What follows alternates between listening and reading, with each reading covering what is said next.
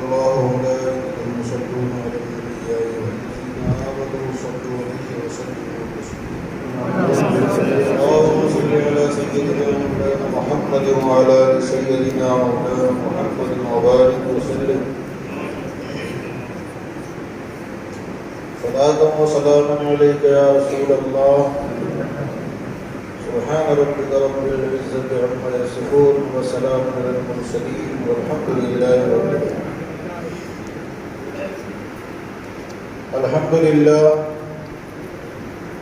الحمد لله رب العالمين والصلاة والسلام على أشرف الأنبياء والمرسلين وعلى آله وأصحابه وذرياته وأهل بيته أجمعين أما بعد فأعوذ بالله من الشيطان الرجيم بسم الله الرحمن الرحيم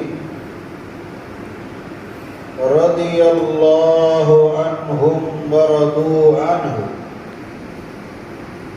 ذلك لمن خشي ربه صدق الله العظيم وصدق رسوله النبي الأمين الكريم ونحن على ذلك لمن الشاهدين والشاكرين والحمد لله رب العالمين. ادب و احترام کے ساتھ مکین گنبد خضرا ارواحنا فدا جناب محمد رسول اللہ صلی اللہ علیہ وسلم کے دربار گوہربار میں ہدیہ درود پیش کریں. اللہم صلی علی سیدنا مولانا محمد وعلی آل محمد وبارک وسلم صلاۃ و سلام علیک یا رسول اللہ صلی اللہ علیہ وسلم. ایک بار اور حصول نجات کے لیے درود پڑھنے. اللہم صلی علی سیدنا مولانا محمد طب القلوب ودوائها وعافیة الابدان وشفائها ونور الابصار وضیائها.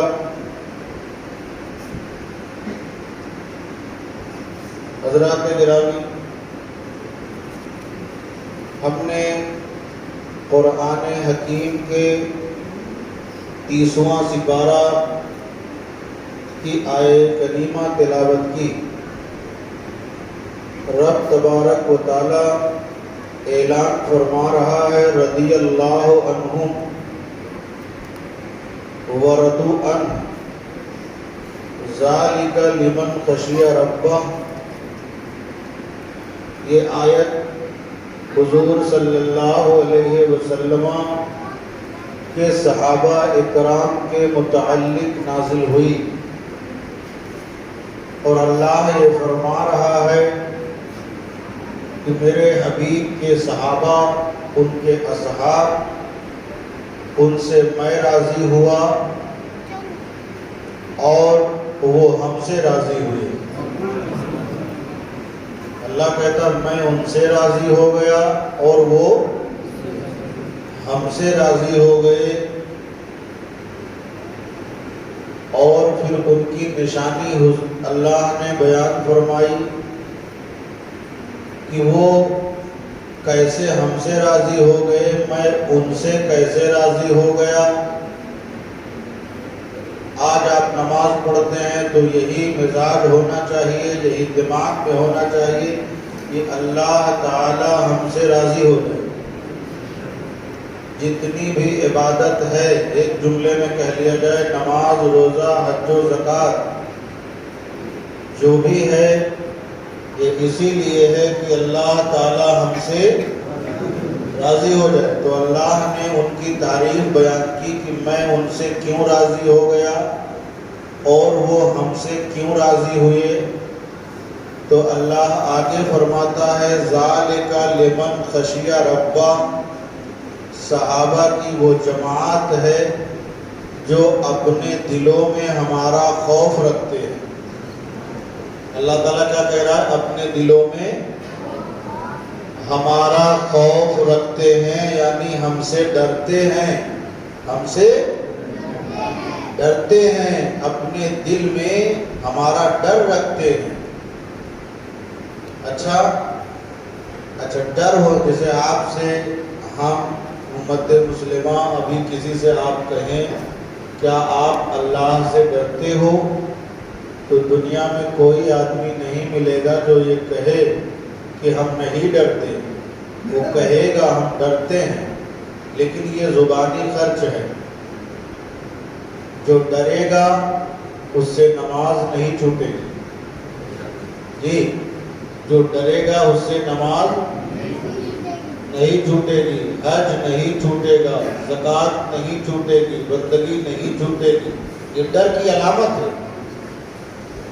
میں نے تو سنا کہ جب مجسٹریٹ کے سامنے بیٹھتے ہیں تو موبائل پہلے سے بند کروا دیا جاتا ہے. جس زانو بیٹھ جاتے ہیں اسی زانو بیٹھے رہیں، ہاتھ جس طرح رکھ لیے ہیں رکھے رہیں. اس کے ادب میں کیا کہا کہ ڈر ہے، اس سے ڈر ہے. نگاہیں جھکی ہیں تو جھکی رہیں گی. جب دنیا کے مجسٹریٹ اور جج کا یہ عالم ہے تو وہ تو اللہ سارے جہان کا پالن ہے. اللہ تعالیٰ جب ڈریں گے حقیقت میں، کہ جو نماز کی دعوت دینا بار بار یہ ٹھیک ہے، لیکن اصل یہ ہے کہ ڈر پیدا ہو جائے. جب ڈر پیدا ہو جائے گا نا تو آپ کا قدم نیکیوں کی طرف جانے سے رک ہی نہیں سکتا، کیونکہ آپ ڈر رہے ہیں. آگے آئیے، آج ہم کچھ ڈر والوں کی کہانی آپ کو سنائیں گے.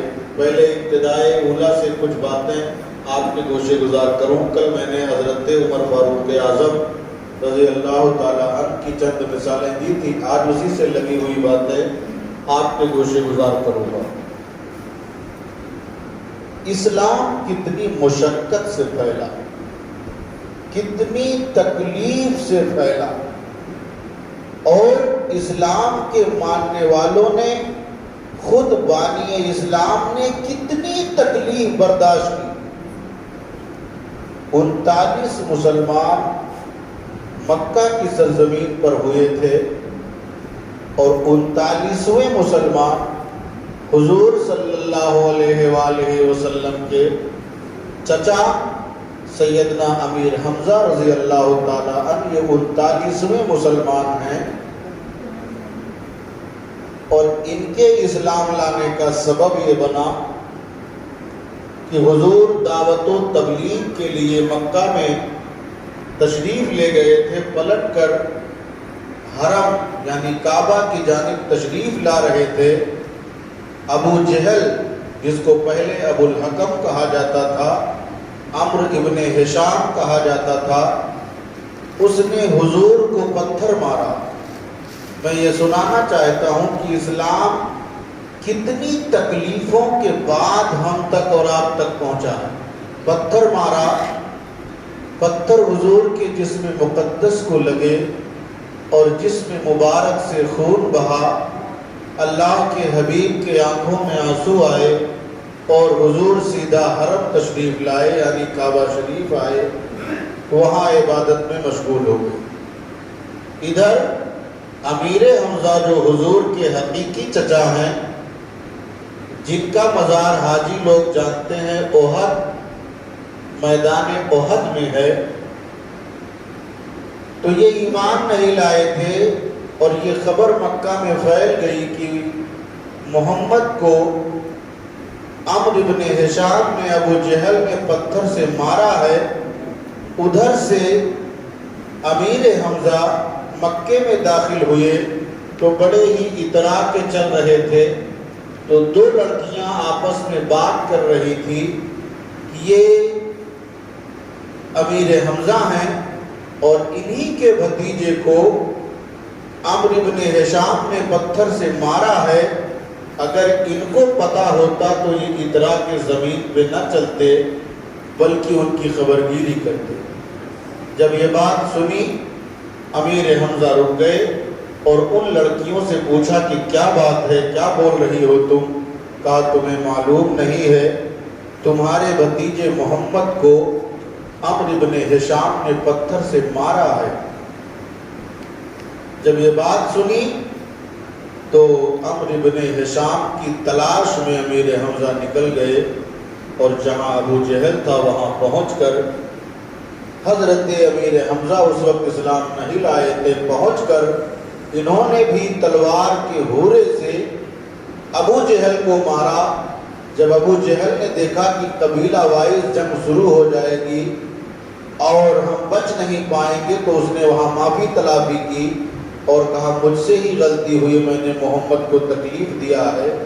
جب یہ بات کہی تو امیر حمزہ نے چھوڑ دیا اور چھوڑ کر حضور کی تلاش میں آئے۔ حضور کی تلاش میں آئے، تلاشتے تلاشتے گھر پہ پتہ کیا، کسی نے کہا کہ حرم میں ہیں، تو کعبہ شریف میں امیر حمزہ آئے تو دیکھا کہ حضور سجدے میں پڑے ہوئے، سبحان اللہ، اور حضور کی پیشانی پر تسبیح و تحلیل ہے، آپ اللہ سے مناجات کر رہے ہیں۔ پیچھے سے یہ آواز دے رہے ہیں، اے بھتیجے تمہارا چچا امیر حمزہ ہوں، سر اٹھائیے، لیکن حضور سجدے میں رہے۔ دوبارہ آواز دی، یہ سجدے میں، حضور سجدے میں رہے۔ 3 مرتبہ آواز دیا، حضور سجدے میں رہے۔ 3 مرتبہ آواز دینے کے بعد یہ خاموش ہو گئے۔ تھوڑی دیر کے بعد حضور نے سر سجدے سے اٹھایا تو فرمایا امیر حمزہ کیا بات ہے؟ تو انہوں نے کہا کہ بھتیجے گھبراؤ نہیں، ہم نے تمہارا بدلہ لے لیا ہے، ہم نے تمہارا بدلہ لے لیا ہے۔ تو حضور بولے چچا مجھے اس سے کوئی خوشی نہیں ہے، مجھے اس سے کوئی خوشی نہیں ہے، میں اس سے خوش نہیں ہوں۔ اب جب امیر حمزہ نے یہ بات سنی تو مقدر بلند تھا، بول پڑے اے بھتیجے پھر تم کیسے خوش ہوگے، پھر تم کیسے خوش ہوگے؟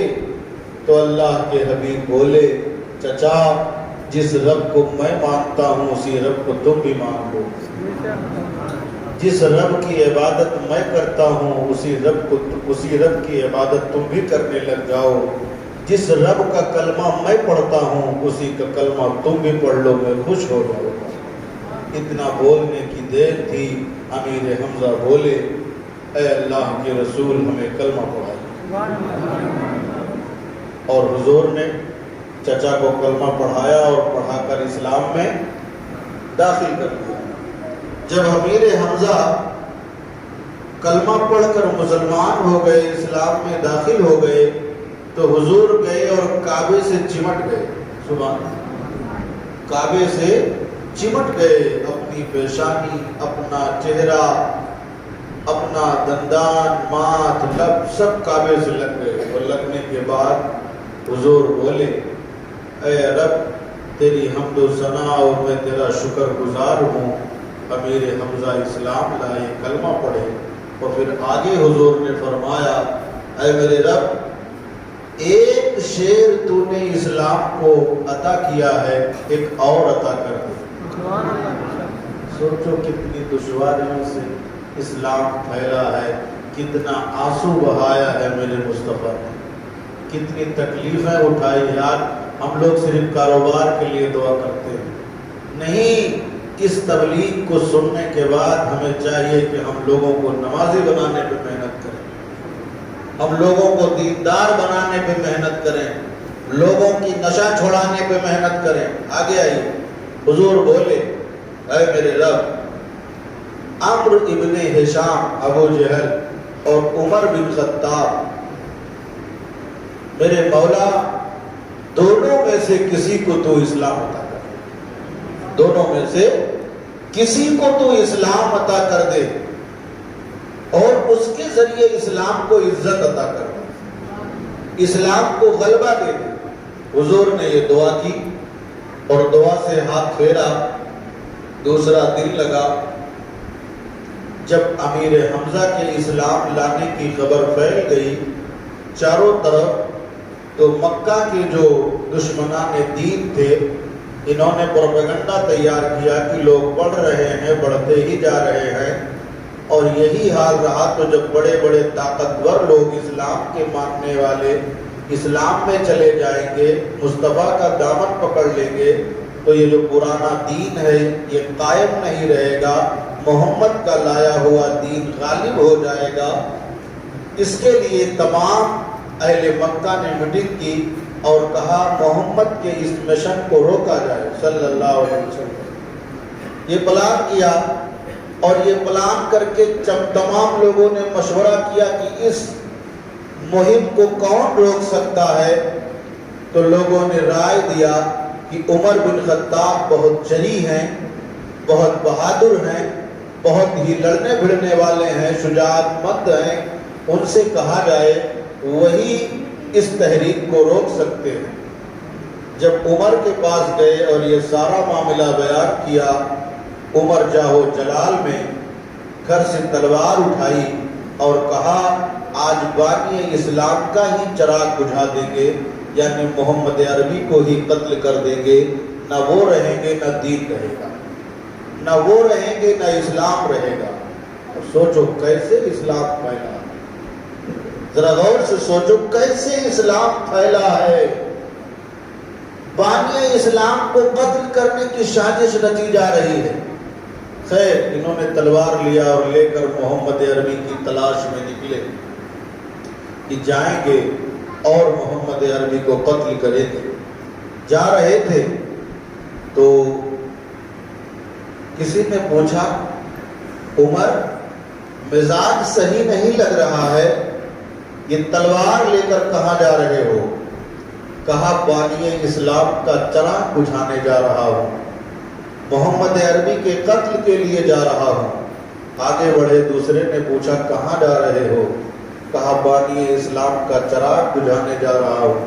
جب یہ کہا تو دوسرے سننے والے نے کہا ذرا گھر کی خبر لے لو، تم ان کے قتل کے لیے جا رہے ہو۔ کہا میرے گھر کو کیا ہوا؟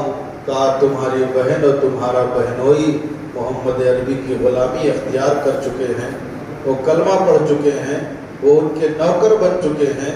جب اتنی بات سنی تو غصہ اور بڑھ گیا اور بجائے حضور کی تلاش میں جانے کو گھر کی طرف پلٹ گئے۔ گھر پہنچے، دروازہ بند تھا اور معاملہ یہ تھا کہ ایک معلم کے ذریعے عمر کی بہن قرآن پڑھ رہی تھی۔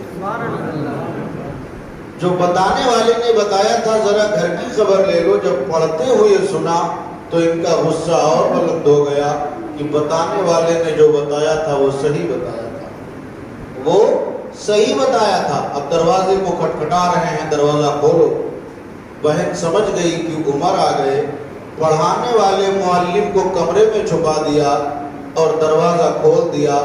عمر ننگی تلوار لے کے گھر گئے اور کہا کیا کر رہی تھی؟ بہن بولی میں قرآن پڑھ رہی تھی۔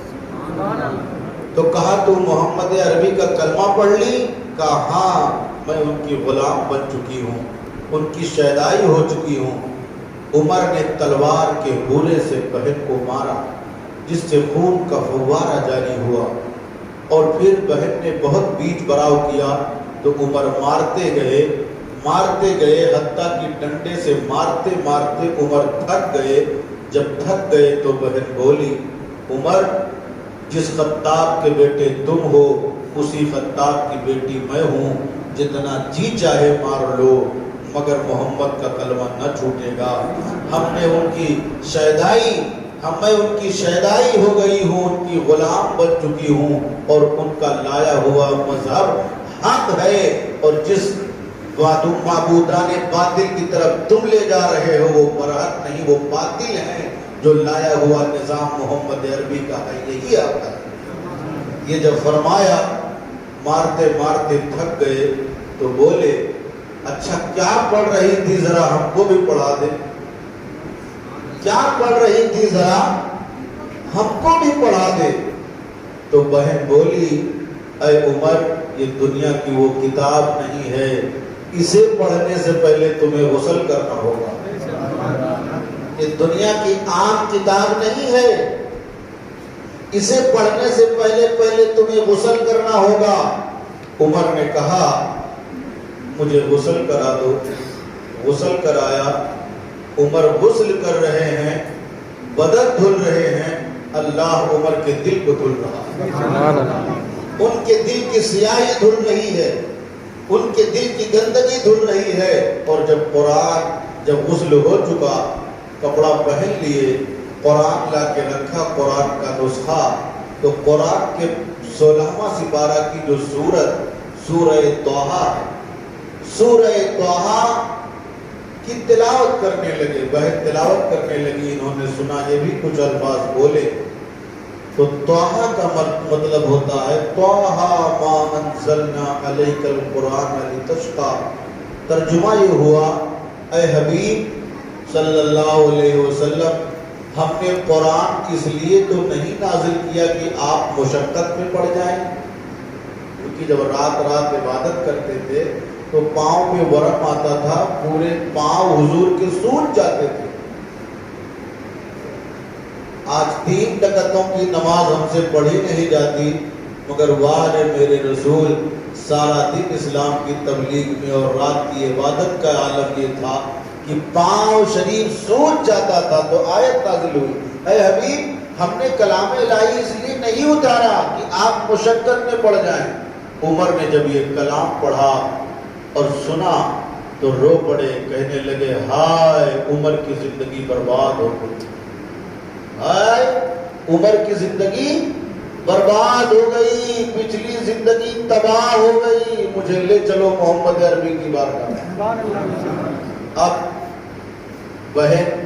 بہنوئی نے کہا ٹھیک ہے، محمد عربی کی طرف جاؤ۔ اب یہ ننگی تلوار لیے حضور کو تلاشتے ہوئے نکل پڑے، پتہ پوچھ رہے ہیں حضور کہاں ہیں۔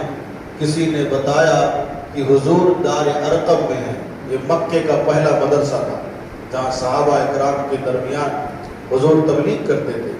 دار ارقم کی طرف یہ بڑھے، صحابہ اکرام نے دیکھا عمر آ رہے ہیں، ہاتھ میں ننگی تلوار ہے۔ کسی نے امیر حمزہ کو بتایا کہ عمر ننگی تلوار لے کے آ رہے ہیں، تو حضرت حمزہ بولے اگر نیت اچھی ہے تو ٹھیک ہے، اور اگر نیت اچھی نہیں ہوگی تو انہی کے تلوار سے انہی کو قتل کریں گے۔ اب یہ حضور کی بارگاہ میں پہنچے تو حضور نے نگاہ نبوت بھر کے جب عمر کو دیکھا تو کہا عمر کیا حال ہے؟ یہ بیٹھ گئے اور عجیب کیفیت تھی ان کی، تو میرے مصطفیٰ کریم نے عمر کے سینے پہ ہاتھ رکھا اور فرمایا اللہم اہدی، اے اللہ عمر کو ہدایت عطا فرما، عمر کو ہدایت عطا فرما۔ اتنا کہنے کی دیر تھی، بول پڑے اے محمد عربی ہمیں بھی کلمہ پڑھاؤ اور اسلام میں داخل کرو، ہمیں بھی کلمہ پڑھاؤ اور اسلام میں داخل کرو۔ سرکار نے پڑھایا ہے لا الہ الا اللہ محمد الرسول اللہ صلی اللہ علیہ وسلم۔ جیسے ہی عمر نے کلمہ پڑھا تو جو موجود صحابہ تھے اس میں صحابی بولے نعرہ تکبیر، تو تمام صحابہ بولے اللہ اکبر اللہ اکبر اللہ اکبر اللہ اکبر۔ یہ پہلی بار تھا جو نعرہ لگنے لگا، کیوں؟ اس خوشی میں کہ عمر اسلام لائے، عمر رضی اللہ تعالی عنہ اسلام لائے۔ اب جب اسلام لائے تو حضرت عمر، سبحان اللہ، ابھی تک عمر تھے، اب حضرت عمر اسلام لے آئے تو بولے یا رسول اللہ ہمارا دین حق پہ نہیں ہے؟ سرکار نے فرمایا دین حق پر ہے۔ بولے عمر یا رسول اللہ ہمارا خدا برحق نہیں ہے؟ حضور بولے ہمارا خدا برحق ہے، وحدہ لا شریک ہے۔ فرمایا یا رسول اللہ آپ نبی برحق نہیں ہیں؟ فرمایا میں نبی برحق ہوں۔ تو حضرت عمر بولے جب میرا دین برحق ہے، میرا نبی برحق ہے، میرا خدا برحق ہے، تو اے اللہ کے حبیب اب چھپ کے عبادت نہیں ہوگی۔ عمر اسلام لا چکا ہے، اب کعبے میں اعلانیہ عبادت ہوگی۔ پتہ یہ چلا عمر کے اسلام لانے سے پہلے عبادت چھپ کے ہوتی تھی، مسلمان اپنے مسلمان ہونے کو ظاہر نہیں کرتا تھا، لیکن جب عمر اسلام لائے تو کہا یا رسول اللہ کہ 40 لوگوں کی جماعت ہو گئی ہے، 20 لوگوں کا سردار امیر و حمزہ کو بنا دیا جائے، 20 لوگوں کی سرداری ہمیں دے دی جائے، اور ہم کعبے میں چلتے ہیں اور اعلان کرتے ہیں کہ اب محمد عربی کا لایا ہوا نظام اور اللہ کی عبادت چھپ کے نہیں ہوگی، بلکہ اس وحدہ لا شریک کی عبادت اب علن اعلان ہوگی۔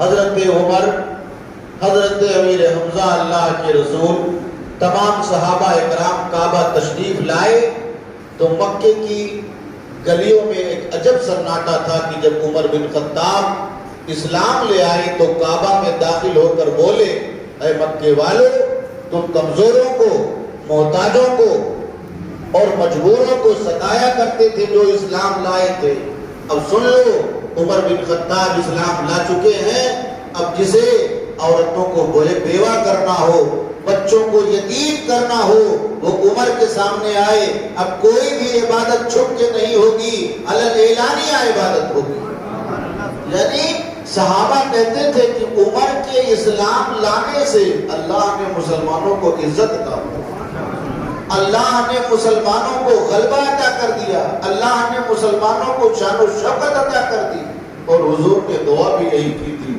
اے اللہ عمر کو اسلام کی دولت دے دے اور ان سے اسلام اور مسلمانوں کو عزت عطا فرما۔ اسی لیے ان کو مراد رسول کہا جاتا ہے۔ کیا؟ ہر صحابی مرید ہے مگر حضرت عمر مراد ہے حضور۔ ان کو دعائے رسول کہا جاتا ہے۔ حضرت عمر رضی اللہ تعالیٰ عنہ کو اور نبی پاک صلی اللہ علیہ وسلم نے فرمایا اگر میرے بعد کوئی نبی ہوتا تو عمر ہوتا، میرے بعد اگر کوئی نبی ہوتا تو عمر ہوتے رضی اللہ تعالی عنہ۔ آئیے، ان کی خلافت، ان کا دور حکومت اور ان کے خوف کا عالم جب ایران، شام، بلوچستان، ایران، دیگر مصر، دیگر شہر، علاقے جب سب فتح ہو گئے تو کسی نے دیکھا کہ حضرت عمر ایک دن بیٹھ کر رو رہے ہیں۔ جب روتے دیکھا تو پوچھا، یا امیر المومنین آپ کیوں روتے ہیں؟ سب طرف تو آپ کا ہی غلبہ ہے، اسلام کا بول بالا ہی بول بالا ہے، آپ روتے کیوں ہیں؟ تو فرماتے ہیں، توجہ سے سنیں، اسی لیے دنیا کہتی ہے حکمراں ہو تو ایسا ہو، بادشاہ ہو تو ایسا ہو۔ بولے کیا بولے؟ ایک پل سے بکریاں گزر رہی تھی، توجہ سے سنیں، ایک پل سے بکریاں گزر رہی تھی اور پل خستہ حال تھا، ٹوٹا تھا، بریج ٹوٹا تھا، جس سے ایک بکری گر گئی اور اس کا پاؤں ٹوٹ گیا۔ عمر اس خوف سے روتا ہے کہ کہیں قیامت کے دن اللہ عمر سے سوال کرے گا کہ پل کی اگر اچھی تعمیر ہوئی ہوتی تو بکری کا پاؤں نہ ٹوٹتا، میں اس خوف سے روتا ہوں۔ یعنی جب اتنا خوف تھا بندے کے اندر تو اللہ زمین پہ حکمرانی دے رہا تھا، جی زمین پہ بادشاہت دے رہا تھا، مسلمان مجبور نہیں تھا، محکوم نہیں تھا، حاکم تھا۔ جب یہ خوف کا عالم تھا، کس کے خوف کا؟ کہ بکری کا بچے کا پاؤں ٹوٹ جائے تو ڈر رہے ہیں کہ قیامت میں خدا مجھ سے حساب لے گا، یہ عالم تھا۔ اور روتے تھے، کہتے تھے دجلہ کے کنارے، دریا دجلہ کے کنارے اگر ایک کتا بھی بھوکا مر گیا تو کل بروز قیامت عمر کو حساب دینا ہوگا۔ جب یہ عالم تھا، جب یہ کنڈیشن تھی، تو اللہ کے حبیب کے یہ شہدائی جس ملک میں فوجیوں کو بھیجتے تھے، وہاں سے جب وہ پلٹ کر کے آتے تھے تو اسلامی جھنڈا گاڑ کے آتے تھے، وہاں لوگ اسلام کے دیوانے ہو جاتے تھے، اسلام کے ماننے والے ہو جاتے تھے، وہاں عبادت خانے بن جاتے تھے۔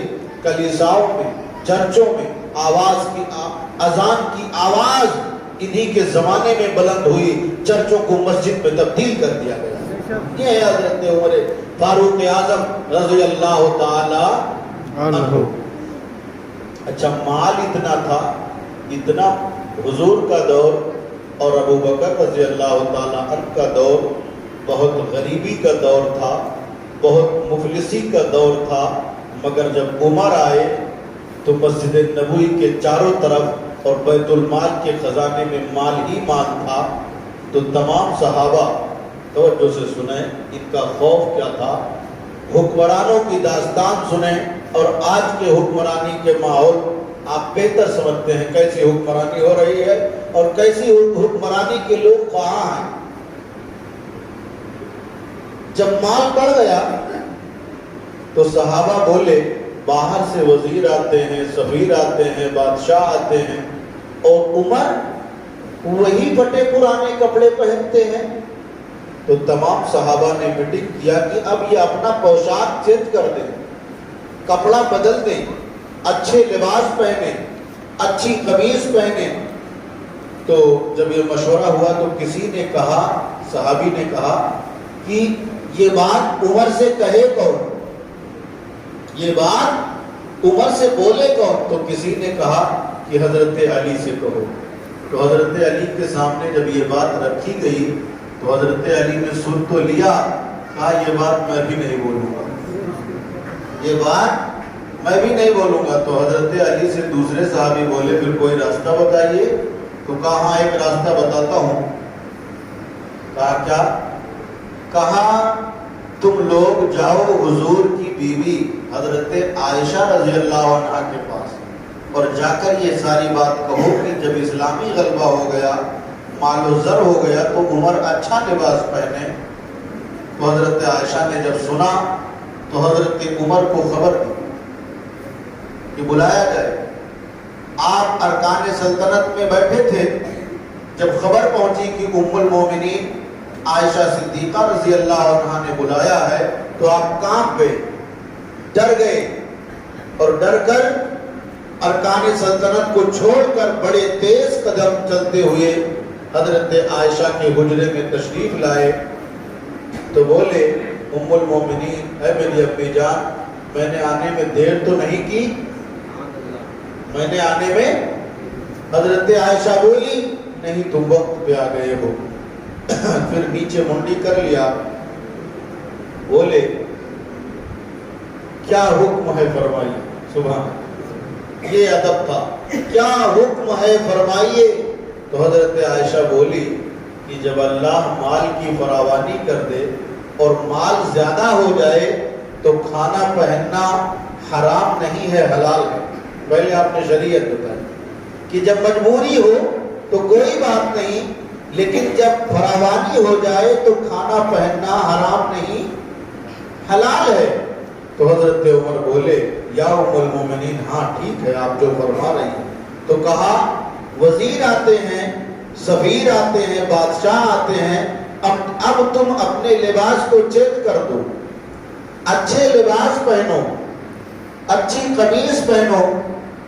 हजरत उमर की आंखें झुक गई और थोड़ी देर के बाद जब उठाया तो हजरत आयशा फरमाती हैं कि उमर ने जब चेहरा उठाया तो आपके रीशे मुबारक, दाढ़ी शरीफ से टप टप आंसू गिर रहे थे और बोले, ऐ उम्मुल मोमिनीन, तुम्हारा मशवरा सर आंखों पे, मगर मुझे वो लिबास बताइए जो अल्लाह के हबीब को पसंद हो।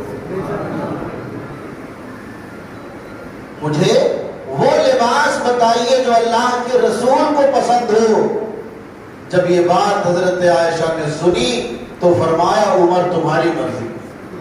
क्योंकि हुजूर सल्लल्लाहु अलैहि वसल्लम ऊनी लिबास, खुदरा लिबास, सूफ का लिबास, सूफियों का लिबास हुजूर पहना करते थे, बल्कि हुजूर की रूहे मुबारक जब परवाज हुई तो हुजूर सूफी लिबास पहने हुए थे। सूफी लिबास मूसा अलैहिस्सलाम ने ज़िब्तन किया, सूफी लिबास बदरी सहाबा ने ज़िब्तन किया। और हुजूर फरमाते हैं, इसी لباس میں نے 40,000 فرشتوں کو دیکھا، صوف کا لباس، خضرا لباس، تواضع کا لباس، اور یہی لباس حضور کے صوفی صحابہ، جو حضور کا گنبد خضرا ہے اس کے بازو میں ایک چبوترا ہے، اس چبوترے میں جو صحابہ بیٹھتے تھے، جن کے پاس گھر بار کھیتی باڑی کچھ نہ تھا، ایک چبوترا مسجد میں بنایا گیا تھا، وہ چبوترا آج بھی حضور کے گنبد خضرا کے بغل میں ہے۔ اس چبوترے کو اصحاب صفہ کا چبوترا کہا جاتا ہے۔ اس پر جو صحابہ رہتے تھے وہ صوف کا لباس پہنتے تھے۔ اسی کے بعد یہ لباس بہت مرغوب ہوا۔ تو بتانا مقصود یہ ہے کہ حضرت عمر رضی اللہ تعالی عنہ کا خوف اور آپ کے دور حکومت میں آپ کی حکومت کرنے کا انداز، رات میں مدینہ شریف کی گلیوں میں گشت کرتے تھے۔ کیا کوئی مدینہ میں بھوکا تو نہیں ہے؟ اسی لیے علماء جو کہتے ہیں، عالم دین جو کہتے ہیں کہ زمین پر پھر ایسا حکمراں آج تک نہیں دیکھا گیا۔ اب تو آٹو پہ چن کے آتے ہیں اور ہر دن نیا کرتا اور کڑھائی میں عوام کے بیچ گھومتے ہیں، ساری یوجنائیں 15 لوگوں کے بیچ سرب ہو جاتی ہے، باقی پورا قوم پھنسا دے۔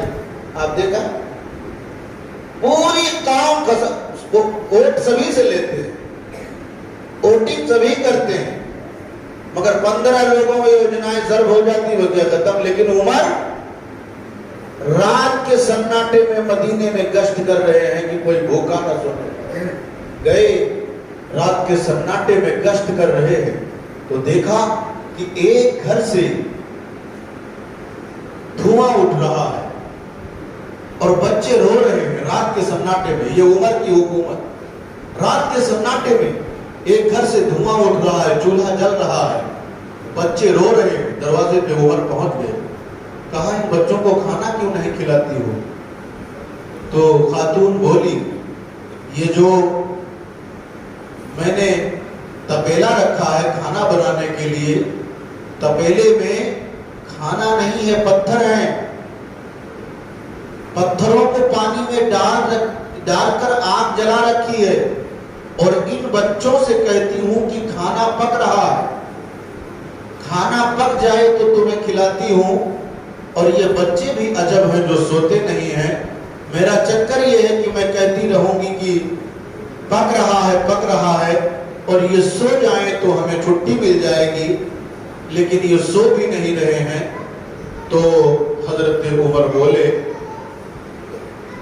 تو تمہارا ارادہ کیا ہے، کیوں اتنا پریشان ہو؟ تو بول پڑی وہ خاتون کہ عمر کے جان کو روتی ہوں۔ عمر کے، جیسے آج کے زمانے میں کون بادشاہ ہے کون کیا ہے، جو سوشل میڈیا سے لوگوں کو پتہ چل جاتا ہے کہ فلاں ہے، فلاں کا چہرہ ہے۔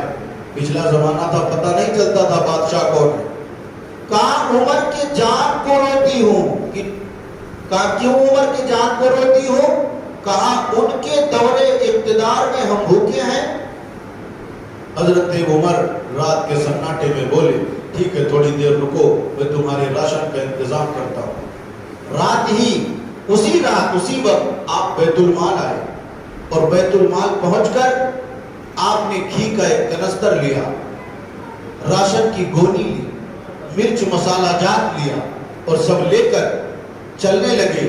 ہاتھ میں گھی کا کنستر پکڑا، اور گونیاں جو ہے حضرت عمر رضی اللہ تعالی عنہ نے اپنی پیٹھ پر لادا۔ جب پیٹھ پر لادنے لگے تو خادم جو بیت المال کا خادم تھا اسلم، وہ بولا حضور یہ گونیاں آپ نہ اٹھائیں، یہ گونی راشن کی آپ نہ اٹھائیں، ہم گونی اٹھا کے لے چلتے ہیں۔ تو حضرت عمر بولے اسلم قیامت کے دن کیا میرا بوجھ اٹھائے گا؟ قیامت کے دن کیا میرا بوجھ اٹھائے گا؟ تو اسلم بولے حضور وہاں تو لوگ اپنا اپنا اٹھائیں گے۔ تو کہا پھر آج ہی عمر کو بوجھ اٹھا لینے دے، قیامت کے دن میں بوجھ نہیں اٹھانا چاہتا۔ اب مرچ مسالہ جات اور گونیوں سے بھرا راشن اپنی پیٹھ پر لاد کر حضرت عمر فاروق اعظم مدینہ میں اس خاتون کے گھر پہنچے، راشن گرایا ہے، گھی کا کنستر رکھا ہے، مسالہ جات کو رکھ دیا، اور رات کے سناٹے میں عمر سبزیاں خود کاٹ رہے ہیں، جلدی سے کھانا بنا کے ان بچوں کو کھلا دو۔ سبحان اللہ۔ اب تو یہ ہے کہ ہم کھا لیے چاہے تم بھوکے مر جاؤ، اس سے کوئی لینا دینا نہیں ہے، اور حکمرانی کا خواب پوری قوم دیکھ رہی ہے۔ پیٹ بھرو گے تو اللہ عزت دے گا، اللہ دولت دے گا، اللہ نام و نمود چاہتے ہو تو ساری دنیا میں نام ہوگا۔ سبزیاں کاٹ رہے ہیں، آگ جلائی ہے تو تاریخ بتاتی ہے کہ آگ جب بجھتی ہے تو عمر رضی اللہ عنہ پھونک مار کے آگ جلا رہے ہیں۔ کھانا تیزی سے بن رہا ہے، بن کے تیار ہو گیا تو عمر اپنے ہاتھوں سے بچوں کو کھلا رہے ہیں، اور کھلا کر توجہ سے وہ پہچان نہیں رہی ہے کہ یہ راشن لانے والا کون ہے، تو حضرت عمر بولے اے بوڑھی خاتون عمر کو معاف کر دے، یعنی عمر کو خود نہیں بتا رہے میں عمر ہوں، کہتے ہیں عمر کو معاف کر دے۔ تو بوڑھی بولی عمر کی بات نہ کرو، قیامت کا دن ہوگا، میں ہوں گی عمر ہوں گے، عمر کا گریبان پکڑ کر خدا کے حضور پیش کروں گی کہ حاکم یہ تھے اور میں بھوکی رہتی تھی، میرے بچے بھوکے تھے۔ جب اتنی بات سنی حضرت عمر رو پڑے، اور رو کر فرمایا وہ بدنصیب عمر تمہارے سامنے کھڑا ہے، آج ہی جو کہنا ہے کہہ لے، قیامت میں نہ کہنا۔ آج ہی جب اس نے کہا آپ عمر ہیں، آپ عمر ہیں، کہا میں ہی عمر ہوں، تو کہا یقیناً اللہ کی آپ پر رحمتیں ہوں۔ بہت حکمراں دیکھے زمانے میں، مگر عمر جیسا حکمراں۔ پھر اس نے بڑی منت سماجت کی، اور پھر حضرت عمر نے فرمایا اب تجھے بھوکے رہنے کی ضرورت نہیں ہے، بیت المال میں آ جانا، جتنے راشن کی ضرورت ہوگی تمہارے گھر راشن پہنچتا رہے گا، جو ضروریات کی ضرورت ہوگی وہ پہنچتا رہے گا، جو درہم و دینار اور دواؤں کی ضرورت ہوگی وہ پہنچتا رہے گا۔ یہ آپ کے حکومت کا انداز تھا، یہ آپ کی حکمرانی تھی۔ اور آئیے کچھ آپ کی شہادت کا پس منظر ہم پیش کر دیں، اور پھر آپ کے دور خلافت کے جو واقعات ہیں اس کو آپ کے سامنے رکھیں، کیسی حکومت کیا۔ فجر کی نماز کا ٹائم تھا، اور مجوسی جس کا نام ابو لولو مجوسی جو چھپا ہوا تھا، اس نے حضرت عمر رضی اللہ تعالیٰ عنہ کے اوپر خنجر سے وار کیا، اور کئی وار کیے، جس سے پیٹ کے کئی حصے پھٹ گئے، اور کئی جسم کے اجزاء اور سر اور سینے وغیرہ پہ خنجر لگے۔ حضرت عمر رضی اللہ تعالیٰ عنہ نڈھال ہو کر گر پڑے، اور کئی صحابہ نے بیچ بڑھاؤ کیا تو کئی صحابہ زخمی ہوئے، اور کئی صحابہ نے فوراً دم توڑ دیا، کئی صحابی نے دم توڑ دیا۔ لیکن حضرت عمر رضی اللہ تعالیٰ عنہ کی سانس چل رہی تھی، زبان چل رہی تھی، اور جب شور ہوا کہ عمر کی شہادت ہوئی تو سیدنا مولا کائنات اور حسن مجتبیٰ تشریف لائے۔ آپ کی زبان چل رہی تھی تو آپ نے اپنے بیٹے عبداللہ ابن عمر یعنی عبداللہ کو بلایا، اور بلا کر فرمایا بیٹا چلے جاؤ اماں عائشہ رضی اللہ تعالیٰ عنہ کے پاس۔ کہا بابا کیا حکم ہے؟ کہا حکم یہ ہے کہ جا کر اماں عائشہ سے پوچھو کہ ہمارا باپ عمر بن خطاب اپنے دونوں ساتھیوں کے ساتھ سونے کی جگہ چاہتا ہے۔ سبحان اللہ۔ انہیں معلوم تھا میری شہادت ہونے والی ہے، اب میں دنیا میں نہیں رہوں گا۔ جا کر اماں عائشہ سے یہ اجازت لو کہ عمر ابو بکر اور رسول پاک کے ساتھ اپنے دونوں ساتھیوں کے ساتھ قبر کی جگہ چاہتا ہے۔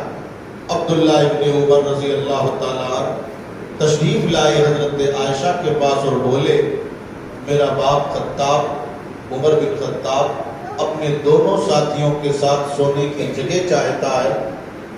جب یہ بات کہی تو اما عائشہ رضی اللہ تعالیٰ عنہ رونے لگی اور رو کر فرمایا، اے عبداللہ، وہ جگہ تو میں اپنے لیے سوچ رہی تھی، وہ جگہ تو میں اپنے لیے سوچ رہی تھی کہ اللہ کے رسول اور اپنے باپ کے ساتھ میری قبر ہوگی، لیکن اے عبداللہ اگر آپ آئے ہو تو عمر ہم سے زیادہ مستحق ہے۔ سبحان اللہ۔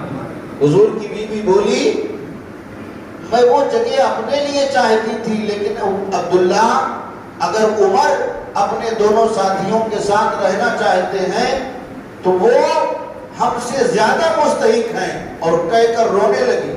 سوچو اہل بیت اطہار میں، صحابہ اکرام میں اور حضور کی ازواج مطہرات میں کتنی محبت تھی، کتنی مودت تھی۔ اب عبداللہ ابن عمر آئے تو کہا، اے ابا جان مبارک ہو، حضرت عائشہ نے گنبد خضرا کے چھاؤں میں آپ کو دفن ہونے کی اجازت دے دی۔ تو حضرت عمر دوسری بات بولے، کہا بیٹا ابھی میری سانس چل رہی ہے، ابھی میرا انتقال نہیں ہوا، لیکن جب انتقال ہو جائے اور جنازہ لے کے گنبد خضرا کے سامنے پہنچ جانا تو میرے جنازے کو رکھ دینا، اور رکھ کر پھر سے اما عائشہ سے پوچھنا، ہو سکتا ہے میرے شرم سے کہہ دیا ہو، میرے انتقال کرنے کے بعد نہ بول دیں، اگر نہ بولیں گی تو پھر مجھے جنت البقیع میں مسلمانوں کے قبرستان میں دفن کرنا، اور پھر اگر اجازت دے دے گی تو مجھے اللہ کے رسول کے پاس مدفون کر دینا۔ تو حضرت عبداللہ نے کہا ٹھیک ہے۔ حضرت عبداللہ رضی اللہ تعالی عنہ نے ایسا ہی کیا، لیکن شہادت کا واقعہ ذرا سماعت کریں۔ جب آپ کی زبان چل رہی تھی تو حسن مجتبیٰ اور مولا علی جب پہنچے تو مکالمہ ہوا، اور اس کے بعد مولا کائنات نے فرمایا، یا عمر آپ تو بہت بہادر ہو، کیا موت سے ڈر گئے ہو؟ کیا موت سے ڈر گئے ہو؟ تو حضرت عمر بولے، یا علی موت سے نہیں ڈرا، موت کے بعد کیا ہوگا اس سے ڈر رہا ہوں۔ موت کے بعد میرے دوستو یہ سب بات بولنے کے بعد صرف رونے کے سوا کچھ اچھا نہیں لگتا۔ یہ باتیں سننے کے بعد یہی دل چاہتا ہے کہ صرف رویا جائے۔ کیا بول رہے ہیں؟ موت سے نہیں ڈرا، موت کے بعد کیا ہوگا اس سے ڈر رہا ہوں۔ اور میں آپ کو خوش کرنے کے لیے نہیں، یقین جانو میں منبر رسول پہ بیٹھا ہوں، میں خود اپنی موت و قبر کے بارے میں رات دن سوچتا ہوں کہ جب ان بڑے اصحاب کا، جن کو جنت کا سرٹیفکیٹ رسول نے اپنے حیات ظاہری میں دے دیا تھا، جب ان کا حال یہ ہے، میرے رب ہمارا حال کیا ہوگا؟ بس یہی کہتے ہیں، اے رب اپنی قدرت سے معاف کرو۔ میرے دوستو فکر کرو، کیا بولے یہ علی؟ کیا بولے؟ موت سے ڈر گئے؟ کہا موت سے نہیں ڈرا، موت کے بعد کیا ہوگا اس سے ڈر رہا۔ پھر کیا ہوا؟ گود میں عبداللہ ابن عمر کے، حضرت عمر کا سر تھا۔ فرمایا بیٹا مجھے زمین پہ لٹا دو۔ بیٹے نے نہیں لٹایا، پھر کہا زمین پہ لٹا دو، پھر نہیں لٹایا۔ ادب میں روح پرواز کرنے والی ہے، وہی کچھ باتیں ہو رہی تھی۔ پھر کہا زمین پہ لٹا دو، زمین پہ جب تیسری بار کہا تو بیٹے نے ادب میں لٹا دیا کہ باپ بار بار کہہ رہا ہے۔ زمین پہ جب لٹا دیے تو حضرت عمر کیا بولے؟ توجہ سے سنیں، اور ہر آدمی کو اپنی ہی قبر میں جانا ہے، اپنا ہی حساب دینا ہے۔ تو بولے جب زمین پہ آ گئے تو پورا وجود مٹی سے لگ گیا، چہرہ مٹی سے لگ گیا، تو بولے وَيْلٌ لَكَ يَا عُمَرْ اغفر لی یا رب، اے رب آج اگر تو نے عمر کو معاف نہ کیا تو عمر برباد ہو گیا۔ آج اگر تو نے عمر کو معاف نہ کیا تو عمر برباد ہو گیا، عمر ہلاک ہو گیا، عمر تباہ ہو گیا۔ اغفر لی یا میرے رب، اگر تو نے نہ بخشا تو میں برباد ہو گیا۔ اے میرے دوستو، میرے عزیزوں، محلے کے جوانوں، آخرت بہت سخت ہے، قبر بہت سخت ہے، یوم حساب بہت سخت ہے، جس سے بڑے بڑے لوگ ڈرا کرتے تھے۔ اے کاش ایسا ہو کہ ہم بھی ان ڈرنے والوں کے پیچھے چل پڑے۔ ذالک لمن خشی ربہ۔ تو کیا ہوا؟ بس 2 منٹ، شہادت ہو گئی، جنازہ تیار ہوا۔ حضرت عمر نے وصیت فرمائی تھی کہ میری جنازہ صحابہ رسول حضرت صہیب پڑھائیں گے۔ انہوں نے نماز جنازہ پڑھائی اور پھر جنازہ لے کر حضور کی قبر پاک کے پاس پہنچے اور پھر اماں عائشہ سے اجازت لی کہ میرا باپ مدفون ہونا چاہتا ہے۔ تو حضور کی زوجہ بولی مرحبا یا عمر، مرحبا یا عمر، مرحبا یا عمر، اور پھر لے جا کر مدفون کرنے لگے۔ تو عبداللہ ابن عمر کہتے ہیں میرے کندھوں پر حضرت علی کا ہاتھ تھا اور آپ کی آنکھوں سے آنسو جاری تھے اور فرما رہے تھے مولا کائنات کہ مجھے معلوم تھا کہ اے عمر اس جگہ تم ہی آنے والی ہو، اس جگہ آرام کرنے کی جگہ تمہیں ہی ملنے والی ہے۔ تو وہاں 3 روضہ مبارک ہے، اللہ کے رسول کا، حضرت ابوبکر کا، حضرت عمر کا، اور ابھی قیامت کے قریب عیسیٰ علیہ السلام تشریف لائیں گے، ساری دنیا پہ اسلامی راج ہوگا اور پھر بالآخر مدینہ میں ان کا وصال ہوگا۔ پھر مدینہ میں وصال کے بعد اسی گنبد خضرا کی چھاؤں میں 3 مزاروں کے پاس ہی حضرت عیسیٰ علیہ السلام کو مدفون کیا جائے گا، ان کی بھی تربت وہیں بنے گی۔ یہ پیشین گوئی اللہ کے رسول نے دے دی ہے، کتابوں میں موجود ہے۔ اللہ حضور کے اصحاب پر، حضور کے آل پہ رحمت نازل کرے اور ان ڈرنے والوں سے لقد رضی اللہ، وہ اللہ سے راضی ہوئے، اللہ ان سے راضی ہوا اس لیے کہ وہ اپنے رب کا خوف اپنے دل میں رکھتے ہیں۔ اللہ ان ڈرنے والوں کا صدقہ ادا کر دے اور ہم بھی ڈرنے لگیں، اور اس ڈر سے یہ ہو کہ نماز، روزہ، حج و زکوٰۃ، اعمال صالحہ کے ہم پابند بن جائیں، اور انہی ڈرنے والوں کے صدقے میں، انہی بخشائے ہوئے لوگوں کے صدقے میں اللہ آپ کو ہم سب کو بخش دے۔ وآخر دعوانا الحمدللہ۔